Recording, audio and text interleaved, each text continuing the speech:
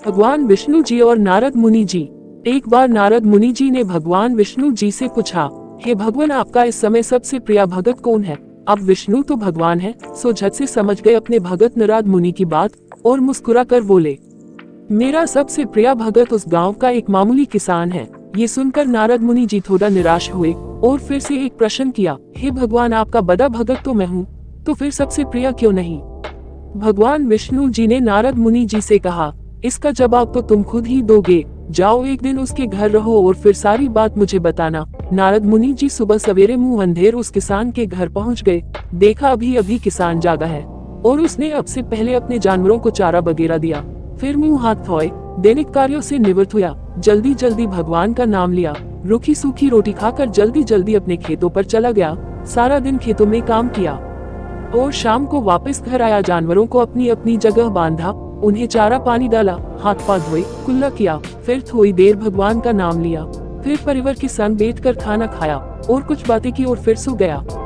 अब सारा दिन ये सब देखकर नारद मुनि जी भगवान विष्णु के पास वापस आए और बोले, भगवान, मैं आज सारा दिन उस किसान के संग रहा, लेकिन वो तो ढंग से आपका नाम भी नहीं ले सकता। उसने थोड़ी देर सुबह थोड़ी देर शाम को, और वो भी जल्दी जल्दी आपका ध्यान किया, और मैं तो 24 घंटे सिर्फ आपका ही नाम जपता हूँ। क्या अब भी आपका सबसे प्रिय भगत वो गरीब किसान ही है? भगवान विष्णु जी ने नारद की बात सुनकर कहा, अब इसका जवाब भी तुम मुझे खुद ही देना।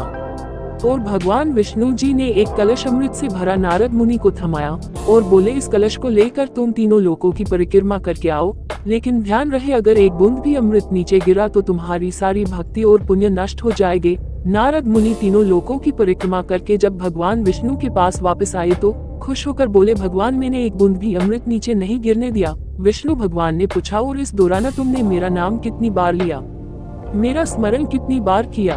तो नारद बोले, अरे भगवान जी, मेरा तो सारा ध्यान इस अमृत पर था, फिर आपका ध्यान कैसे करता? भगवान विष्णु ने कहा, हे नारद, देखो, उस किसान को वो अपना कर्म करते हुए भी नियमित रूप से मेरा स्मरण करता है, क्योंकि जो अपना कर्म करते हुए भी मेरा जाप करे वो ही मेरा सबसे प्रिय भगत हुआ। तुम तो सारा दिन खाली बैठे ही जप करते हो, और जब तुम्हें कर दिया तो मेरे लिए तुम्हारे पास समय ही नहीं था। तो नारद मुनि सब समझ गए और भगवान के चरण पकड़कर बोले, हे भगवान, आपने मेरा अहंकार तोड़ दिया, आप धन्य हैं। इसी तरह की कथाएं सुनने के लिए please like, share and subscribe my channel.